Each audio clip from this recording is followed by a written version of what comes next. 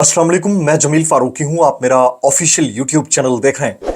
तमाम तारीफ़ें उस ज़ात पाक के लिए जो हमारी शहरत से भी करीब है और हमारी हर आने जाने वाली सांस के बीच में होने वाली मामूली सी जुम्बिश को भी बखूबी जानता है।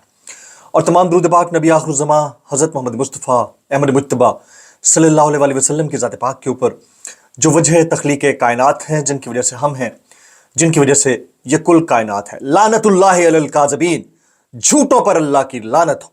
झूठा चाहे इनफरादी या इंडिविजुअल हैसियत में झूठ बोलने वाला हो, या चाहे वो शख्स जो किसी बड़ी पोजीशन पर बैठकर किसी इदारे को चला रहा हो।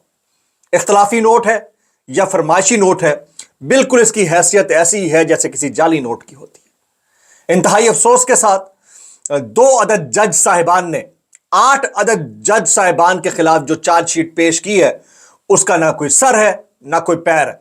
और पाकिस्तान की तारीख में पहली मर्तबा उन 4 पॉइंटर्स पर काम करते हुए 2 अदद जज साहिबान, जस्टिस अमीनुद्दीन खान और जस्टिस नईम अफगान साहब ने जो काम कर दिया है, वो काबिल सताइश तो किसी तौर नहीं है, लेकिन तारीख इसको एक दाग के तौर पर जरूर याद रखेगी। वो कैसे?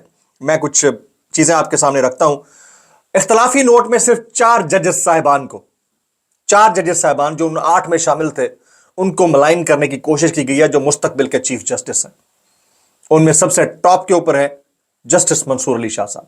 बाकी 3 में खातून भी हैं, जस्टिस आयशा मलिक साहिबा।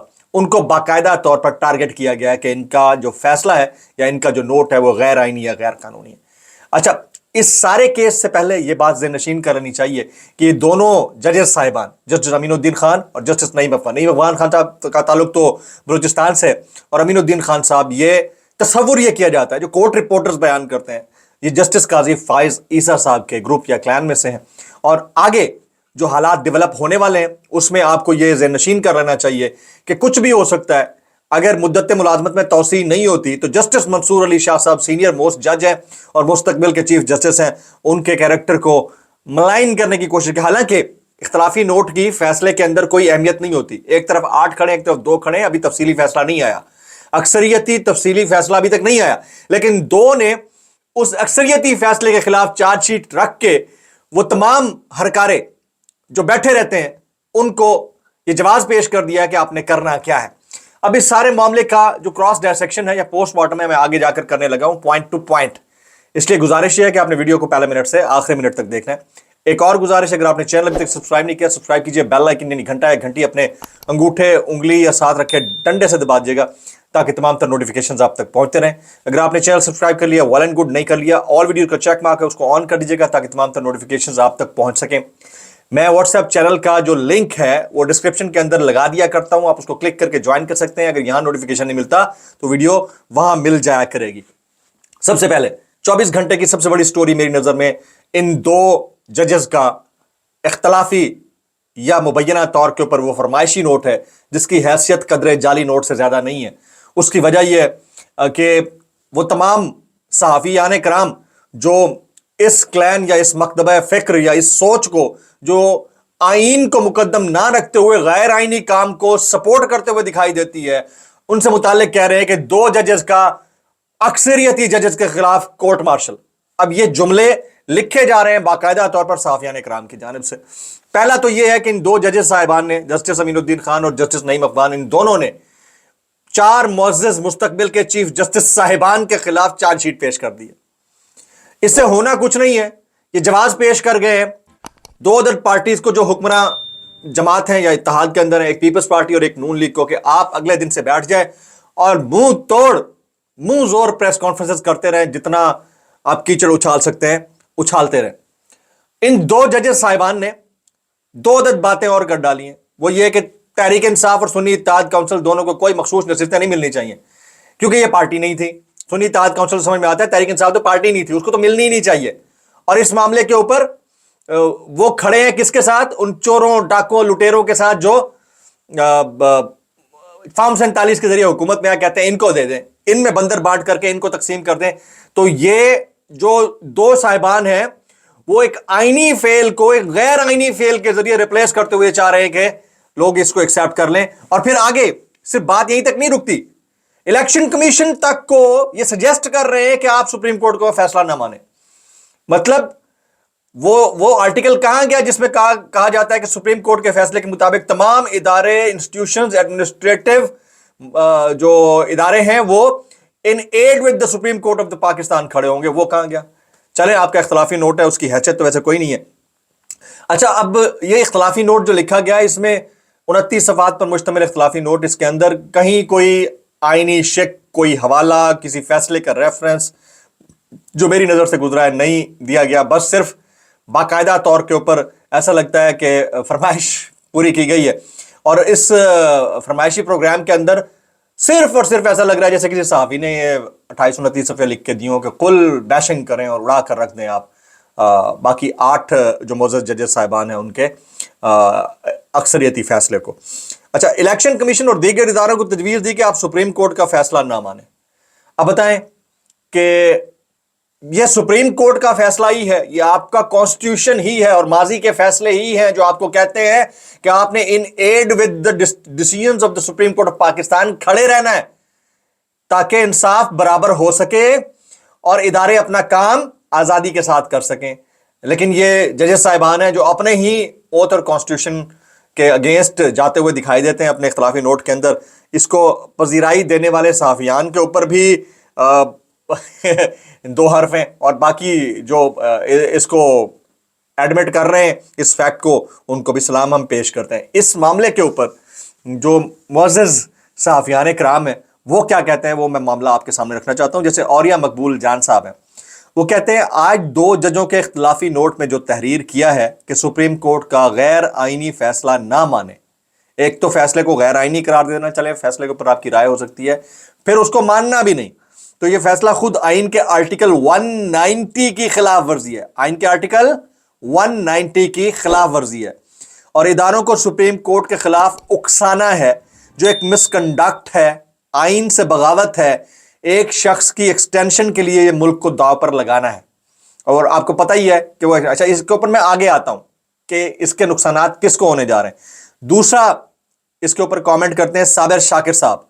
صابر شاکر صاحب نے لکھا ہے کہ اختلافی نوٹ کا لب و لہجہ بتا رہا ہے کہ بہت محنت کروائی گئی ہے سر، اگر آپ کی بات میں وزن ہوتا تو آپ صرف ایک اور ہی کیوں ہوتے، یعنی 2 لوگ کیوں ہوتے، پھر تو آپ 7-8 لوگ ہوتے، آپ کے وزن کے برابر والا وزن جو ہوتا ہے وہ اس کا پلڑا زیادہ بھاری ہوتا۔ پھر صابر شاکر کہتے ہیں اور جو ادارہ آئین شکن ہو، جس نے الیکشن چوری کا قومی جرم کیا ہو، ایسے مجرم کو سزا نہ دینے والا بھی سزاوار کہلایا جا سکتا ہے۔ اس کے اوپر کامنٹ کرتے ہوئے متی اللہ جان کیا لکھتے ہیں، وہ کہتے ہیں کہ سپریم کورٹ کے 2 ججوں نے بھی اپنا دستوری گروپ بنا لیا۔ سپریم کورٹ کے 2 ججوں نے 8 ججوں کے خلاف اپنا دستوری گروپ بنا لیا۔ اس کی ایک تاریخ ہے، تاریخ کو کیسے ریفلیکٹ کرتے ہوئے بات کرتے ہوئے کہتے ہیں جنرل ضیاء الحق کے دور میں کچھ صحافیوں نے آمریت کے خلاف برسر پیکار اور جیلوں اور کوڑوں کو بھگتنے والی صحافیوں کے خلاف جنرل ضیاء کا ساتھ دیا اور پی ایف یو جے دستوری گروپ کی بنیاد رکھی۔ اور ہمیں اچھی طرح یاد ہے وہ دستوری گروپ کیا کرتا ہے۔ ایسے دستوریے سیاستدانوں، ججوں اور جرنلسٹوں کی دوسری اور تیسری نسل آج بھی وہی غدارانہ کردار ادا کر رہی ہے۔ ایک نے تو کسی خچر کی طرح ہنہناتے ہوئے بڑے فخر سے کہیں لکھا ہے کہ ججوں نے 8 ججوں کا کورٹ مارشل کر دیا ہے۔ تو یہ جس صحافی کے اوپر کامنٹ کر رہے ہیں اس تک بھی میں پہنچ چکا ہوں، لیکن میرے خیال سے، میرے حساب سے یہ جو اختلافی نوٹ آیا ہے اس کی حیثیت کوئی نہیں ہے، اس طرح کے اختلافی نوٹوں کی حیثیت کوئی نہیں ہوا کرتی، لیکن جس پوائنٹ آف ٹائم پہ آیا ہے، کیونکہ ابھی تک اکثریتی فیصلہ نہیں آیا، اکثریتی فیصلے سے پہلے اس کے خلاف چارج شیٹ پیش کر دینا، اور پھر حکومت کی جو اپیل میں معاملہ ہے اس کو کورٹ کو، اس کو کمیٹی کے اندر، ججز کمیٹی کے اندر چیف جسٹس صاحب کی جانب سے کہا جانا کہ اس کو سنا جانا چاہیے، اور پھر ان 2 ججز کی جانب سے اختلافی نوٹ آنا جن کے بارے میں رائے تمام صحافیوں کی یہ ہے کہ یہ بڑے صاحب کے گروپ میں سے ہیں، تو پھر حالات کے اوپر ڈسکشن تو کرنا بنتی ہے۔ اب میں آ جاتا ہوں اگلے معاملے کی طرف، جسٹس منصور علی شاہ صاحب۔ جسٹس منصور علی شاہ صاحب مستقبل کے چیف جسٹس ہیں۔ اگر مدت ملازمت میں توسیع یا ایکسٹینشن نہیں ملتی ہے چیف جسٹس قاضی فائز عیسی صاحب کو، جس کے متعلق صحافی یہ رائے رکھتے ہیں کہ سر جوڑ، منہ توڑ، ہاتھ پوڑ قسم کی کوششیں کی جا رہی ہیں کہ یہ ہو جائے حکومت کی طرف سے، اس کی وجہ یہ ہے کہ اگر قاضی فائز عیسی صاحب چیف جسٹس نہیں رہتے تو سب سے بڑا نقصان اگر کسی کو ہے تو شہباز شریف صاحب کی حکومت کو، اور اگر قاضی فائز عیسی صاحب رہ جاتے ہیں تو سب سے زیادہ انصاف کی متلاشی اگر کوئی جماعت ہوگی تو تحریک انصاف ہوگی۔ یہ صحافیوں کی رائے ہے، اوپینین میکر یا تجزیہ کاروں کی رائے۔ اب اس میں اگر جسٹس منصور علی شاہ صاحب آتے ہیں تو ایسے نہیں کہ اٹھا کے مار دیں گے چیزوں کو. بھائی تقریباً کو 200 کے قریب پٹیشنز پڑی ہوئی ہیں جو کہتے ہیں کہ مینڈیٹ جو چوری ہوا ہے, جو فارم 47 کا معاملہ ہے, اس کے اوپر اگر آپ سنیں, اگر 200 کے قریب میں سے اگر 10-15 بھی سن لی گئی نا تو یہ حکومت تو گئی گئی. تو پھر نیا نظام, نئے لوگ, نیا معاملہ. تو جسٹس منصور علی شاہ صاحب کا معاملہ جو ہے وہ ڈفرینٹ. اچھا, شام کا جو میرا ولاگ ہوگا وہ بالکل نیوز بیسڈ نہیں ہوگا. آج میں انالیسس کروں گا, کچھ 4-5 پوائنٹرز ہیں, ان کے اوپر بات کرتے ہوئے آپ کو بتاؤں گا کہ عمران خان صاحب کیا ستمبر کے پہلے ہفتے میں یا اکتوبر کے دوسرے ہفتے میں باہر آ سکتے ہیں, پہلی بات. دوسری بات, اگر یہ گورنمنٹ چلی جاتی ہے قاضی فائزہ صاحب کے مدت ملازمت ختم ہونے کے بعد, تو گورنمنٹ میں کون آ سکتا ہے, دوسری بات. تیسرا, اس ساری سچویشن کا فائدہ کسے ہو رہا ہے. 3 چیزیں, یہ 3 پوائنٹ پر ڈیٹیلڈ ولاگ ہوگا. کافی عرصے بعد میں انالیٹیکل ولاگ کر رہا ہوں تو آپ نے بڑے غور سے دیکھنا ہے. جناب یہ کچھ اور میں ٹویٹ شامل کرتا ہوں. شہباز گل صاحب کہتے ہیں سینٹ کے الیکشن کے وجہ سے اظہر مشوانی صاحب کا حق ضرور بنتا ہے کہ ان کو سینٹ کا ٹکٹ ملنا چاہیے. بڑا سفر کیا ہے انہوں نے, ویسے تو بہت سارے اور لوگ بھی ہیں لیکن Azhar Mashwani is one of the young guys اور اس کو ملنا چاہیے. شہباز گل صاحب کہتے ہیں میں نے کور کمیٹی میں یہ درخواست رکھی ہے کہ سینٹ میں ہمیں اپنے ورکرز کو چانس دینا چاہیے. طاقتور اور بڑے بڑے لوگ انتظار کریں, یہ وقت نظریاتی کارکن اور ورکر کا ہے.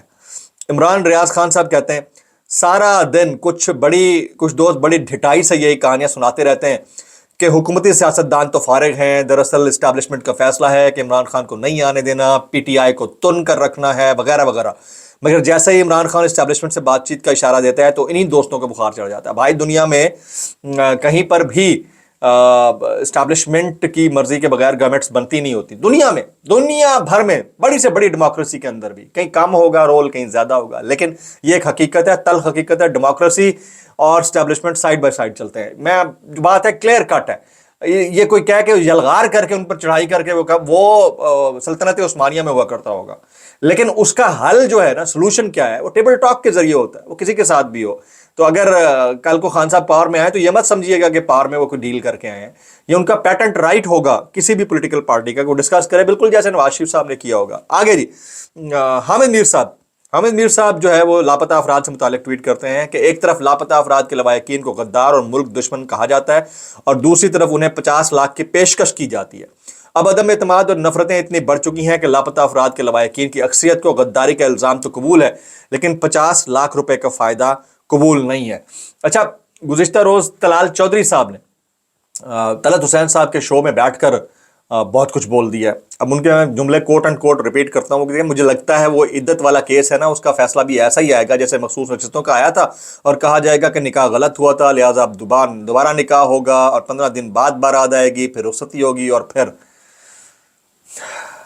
ایک ایسا شخص جس کے اپنے اوپر تنظیم سازی کا لیبل ہو وہ نکاح کے اوپر لیکچر دیتا ہوا اچھا نہیں لگتا. پہلی بات تو یہ, ٹھیک ہے. اور ہمارے معاشرے کی پستی اور سطحیت پسندی کا اندازہ آپ لگا لیجئے کہ ایک ایسا شخص جو خود قابل اعتراض, ناقابل معافی معاملات کے اندر مطلوب پایا دکھائی دیا, خاتون نے اس کے اوپر الزام لگایا, وہ لیکچر دے رہا ہے نکاح جیسے معاملے کی افادیت کے اوپر. اس سے بڑا معاملہ ہو نہیں سکتا. اور ایسی سوسائٹی میں ایسا شخص ٹی وی کے اوپر بیٹھ کر لیکچر دے رہا ہے اور جو شخص نکاح کیے ہوئے ہے وہ اس کیس کی وجہ سے جیل کے اندر موجود ہے. اس سے زیادہ بڑی بات نہیں, پر وہ کیس تو ختم ہو گیا اب, لیکن اس کے باوجود مجھے اس کے اوپر کامنٹ ضرور کرنا تھا. یہ انتہائی افسوس ناک ہے. سمیع ابراہیم صاحب کہتے ہیں خان جب آتا ہے تو چھا جاتا ہے, جج, وکیل, پولیس, صحافی سب کی نظریں اس پر ہوتی ہیں, اس کی تو باڈی لینگویج بھی ڈیل اور کمپرومائز کی نفی کرتی ہے. سمیع ابراہیم کے سیاست پر عمران خان کے جیل میں حالات میں گفتگو کا جو پہلا حصہ تھا وہ ہم نے شامل کر لیا ہے. اچھا, اب میں اتنا ضرور بتانا چاہوں گا کہ ایک چیز ہوتی ہے ڈیل, ایک ہوتی ہے ٹیبل ٹاک. ڈیل ہوتی ہے کہ آپ کچھ کمپرومائز کر کے حکومت کا حصہ بن جائیں, جیسے شہباز شریف, زرداری صاحب, بے نظیر صاحبہ اور ان کے خانوادوں نے سال ہر سال یہ کرتے رہے. عمران خان اس پوائنٹ سے نکل کر بات چیت کریں گے, اور بات چیت کرنی چاہیے. ادارے ہمارے ہیں, ملک ہمارا ہے, پولیٹیکل پارٹیز ہماری ہیں. تو اگر یہ ہوگا تو اس کے اوپر بھی کومنٹ کرنے والا جو ہے نا وہ نہ سمجھے کہ وہ ڈیل کر کے ہیں. ڈیل اور کمپرومائز کرنے والوں کی باڈی لینگویج یہ نہیں ہوتی, انہوں نے کرنا ہوتا نا 26 مئی کو کر لیتے ہیں. شام والا ولاگ امپورٹنٹ ہے. یاد دیجیے گا. السلام علیکم ورحمۃ اللہ وبرکاتہ.